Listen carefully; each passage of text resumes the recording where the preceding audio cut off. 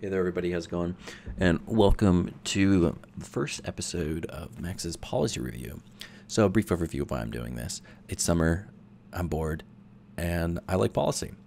So, yeah, basically, the whole idea is there's a lot of things going on right now, and I feel kind of useless sitting around and not talking about it, at least not being able to share opinions. And good thing we live in the current age that we do, because there's all these opportunities for voices to be heard on platforms. So this is going to be kind of like an episodial podcast, short episodes. They shouldn't be very long, longer than 20 minutes. Basically, they're just short little snippets on researched opinions of policy decisions. Not necessarily entrenched in ideology, but why people are doing the things that they're doing. What are they trying to gain out of it? And what we should expect in the future. I will throw some opinions in here or there. And I will, for the first one that we're talking about, of course, which is the hottest topic on Twitter right now, which is the issue of abortion. This is an extremely sensitive issue for many people. Which is why I put this out there. There might be people thinking, why should I even be giving my 2 cents on the issue?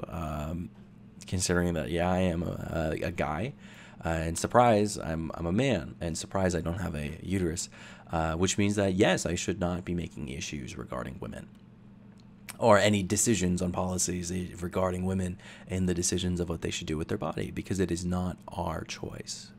At the end of the day, it's not, so we shouldn't be making those decisions. So that's my only 2 cents on ideology and decisions when it comes to this issue. I'm going to focus purely on explaining the laws, what they mean, and what they're trying to get out of it. I'm not here to make a case on why you should be either or. That's not the objective of this. Simply, I want to explain the laws. I just said it. So yeah, without further ado, this is my first time. We're going to go into this. So here we go. So the biggest one that's making all these headlines and all these news is Alabama's.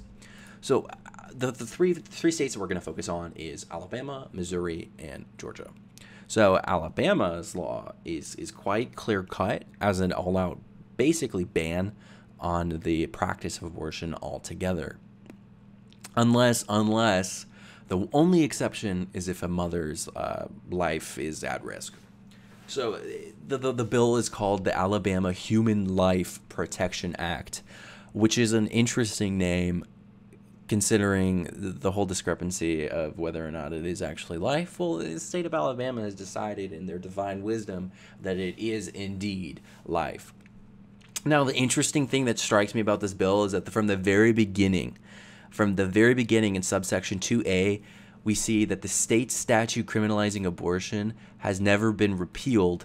It has remained unenforceable as a result of the United States Supreme Court decision in Roe v. Wade and its progeny, which struck down as unconstitutional a Texas statute criminalizing abortion, and which effectively repealed by implication and made unenforceable all other state statutes criminalizing abortion. What does this mean? Well, this means that the state of Alabama is pissed off at the state decision or the court decision of Roe v. Wade, and they feel as if though that it's infringing upon their code, which criminalized abortion in 1975, and it's never been repealed. So they're basically saying that, look, we've had this in our books for a lot longer. Then I guess this is I guess they're just saying that they've criminalized abortion since 1975, which is interesting because Roe v. Wade was in 1973. So I guess Alabama is just saying screw it to the federal government, which I guess isn't entirely uncharacteristic of them. But anyhows, this bill just goes into all of these different things. See, the cases of Roe v. Wade and his progeny have engendered much civil litigation and legislative attempts to rein in so-called abortion rights. That's pretty heavy. And then they say that judges and legal scholars have disagreed and dissented with its finding in regards to Roe v. Wade. So this thing just goes ahead and shits all over Roe v. Wade. Talks about ectopic pregnancy, which is what do they call it? What Kim Kardashian did, where you put the your egg in carrier babies. I don't know, I forget what. Oh, shit, I'm trying to think about what they call this thing. The resulting from either a fertilized egg that is implanted or attached outside the uterus. Oh, that's actual pregnancy. Oh, well, I'm dumb. See, this is why I'm not a doctor. I'm just a policy guy. Well, the law, the bill itself is ridiculous. It's written to be inflammatory. It's written to get people riled up. And surprise, spoiler alert, that's the whole point of it. It's supposed to piss you off. It's supposed to piss people off. Why? Because its whole point is to get in front of the Supreme Court and try to revise Roe v. Wade. That is literally why it was written. That's why it was passed. So why? Right? Why did this happen? This is what I'm trying to solve. Well, I think there's two possible answers, and I think they're pretty fucking clear. So the first one is simply has to do with Donald Trump. Sorry, I was choking on my words there. It has to do with Donald Trump. So what has Donald Trump done that he's promised in 2016 so far? We can sit there and we can think about it, all the things that he said he would do. He's come through on some of them, sure. But when it comes to social issues, he really hasn't delivered much on his conservative promise. So how does he avoid being titled a lame duck presidency? Well, how about revising Roe v. Wade? How about getting that overturned with the 2 Supreme Court justices that he was able to appoint during his presidency? Wouldn't that be something? I think that's what he's trying to do. I think that that's what the party is trying to do, is that they're trying to push this out there. So one, Trump isn't labeled as a lame duck president, so it's easier for them to win a re-election. But also number two, this is the second pathway that I mentioned earlier, is it entrenches partisanship hotter than any other issue could, because this is the most ideological issue that exists out there. So you could say about guns, right? Guns are extremely ideological, but you have Republicans more and more now that are saying, you know what, all of these school shootings are happening. Maybe we should do something with this gun control. Immigration. These people are living human beings. It's not an issue as if they're alive or not. It's an issue that they are alive and they're in our borders. So what do we do with them? Or they're crossing our borders. It's not as ideological as abortion, which goes into deep religious faith ideology and medical, psychological, philosophical. It touches on everything. So how do you entrench, your electorate to get super motivated and want to, push this issue as much as they can by re-electing Donald Trump? Well, you put it on the Supreme Court. You get it in the national spotlight, which is exactly what they've done. So now you have all of these Republicans who are super fired up about this, who are like, great, this is it.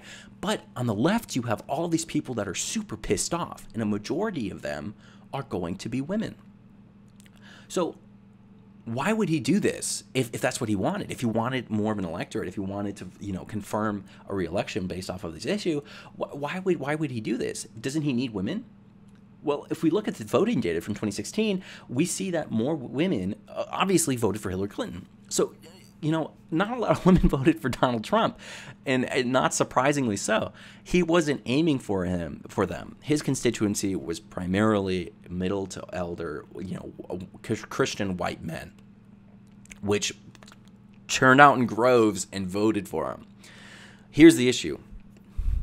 Women voted more in the midterms than men did, which means that women are probably going to vote more than men do in this upcoming election. So this is a gamble. This is 2020.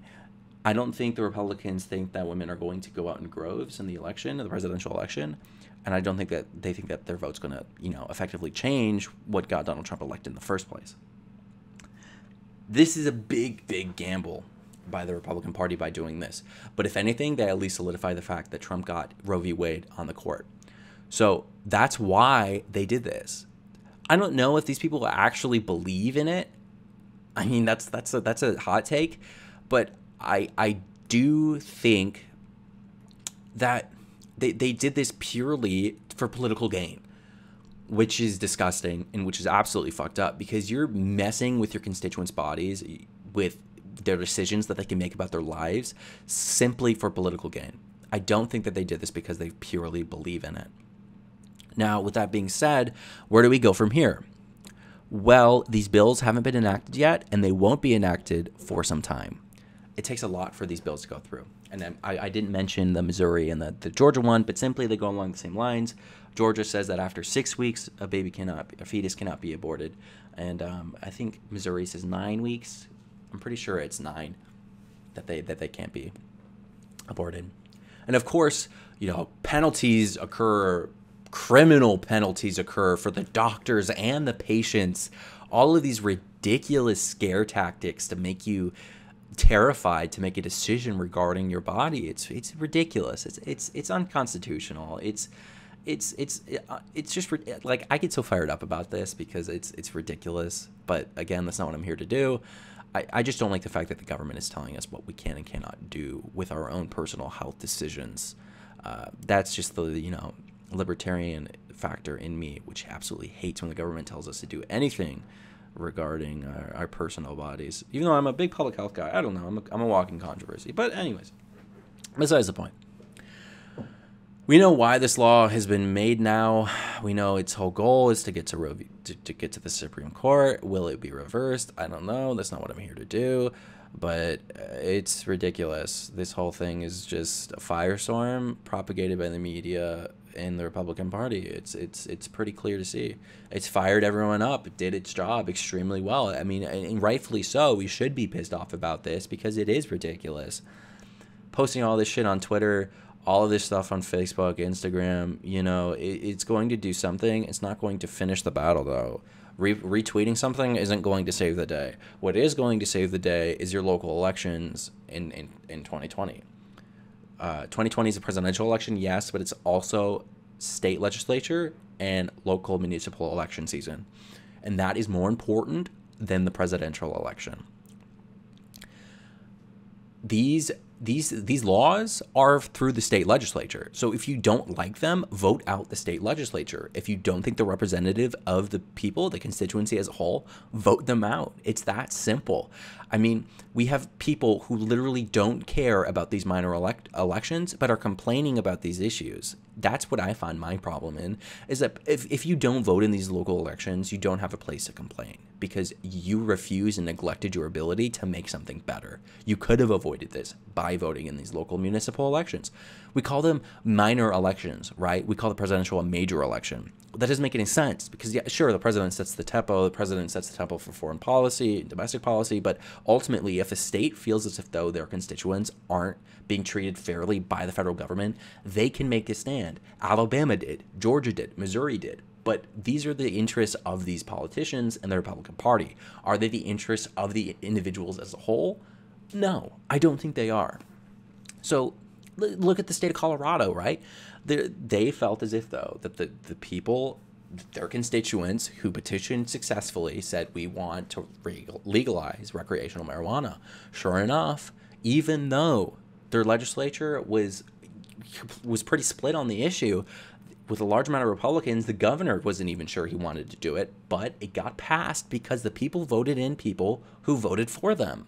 It's that simple. The government signed off on it, and bada bing, bada boom, you have recreational marijuana in Colorado. It's how the process works. There's nothing wrong with the way that our democracy is set up. The federal system works extremely well. It's just when you have issues when people don't use the federal tools that they were given, then ultimately shit like this happens. And we sit there and we complain and we go, well, there's nothing I can do about it besides, protest. A vote. And I know there's a lot of people out there that are saying that, so I'm just adding my voice to this great pile. But ultimately, I think that's what we need, is instead of having one brick rebuild a house of our future, of our democracy, we need multiple, thousands of bricks. And that's what I'm trying to do, is just throw that one brick out there and saying, hey, this is my 2 cents. This is what I think we should do. So this is what I think you should do, is I think that you should go out there and you should vote in local elections. Specifically, you live in a state that has a majority Republican electorate. If you think that these lawmakers are not representing your interests, well, go out there. Talk to them, call them, talk to your friends, try to get them voted out if they don't compromise with you, because their job is to represent you. And if they're not doing that job, it's time to find someone else who will. So, yeah, that's my 2 cents on why I think they did this and what they're trying to gain out of it. Ultimately, they're trying to use it to gain a re-election bid, and they're going to use this all summer long, and it's going to bleed into election cycles. And boy, you better bet your bottom freaking dollar that these bills are going to be on the debate stands come primary season for the Democratic Party, and they're all going to talk about how they would never let this happen and how they're going to federally protect Roe v. Wade, which ultimately is going to be rough because the executive branch has nothing to do with the judicial branch besides appointing justices, and I don't think the only justice that's going to retire anytime soon would be unfortunately Ruth Bader Ginsburg, who might write the most amazing dissent opinion of her life if this does get heard in front of the Supreme Court, which would be interesting to hear. But ultimately, I know I said that the first time, that's the 2 cents. That's the proverbial tea, I guess. So if you agree with me, if you disagree with me, let me know. I invite all types of discourse. If you know me, it's just the kind of guy I am. I love it. I love listening and I love talking, as you can tell. This is the first of many. I'm trying to do this all summer long and maybe bleed into the future. Let me know what I should do next. I'm not entirely sure what I'm going to do next. I think I might touch on this Gallagher issue with the Navy SEALs, because I think that's pretty ridiculous too. But if you have anything better, let me know. I can even talk about Game of Thrones. Literally anything. I'm just trying to talk about something. So with that being said, thank you so much for listening. If you've stuck around this entire time, I hope you did this while reading, or not while reading, while doing something, mowing the lawn. I don't know. It's summer. What do people do during summer? I don't really know. But yeah, thank you so much, and have a great day.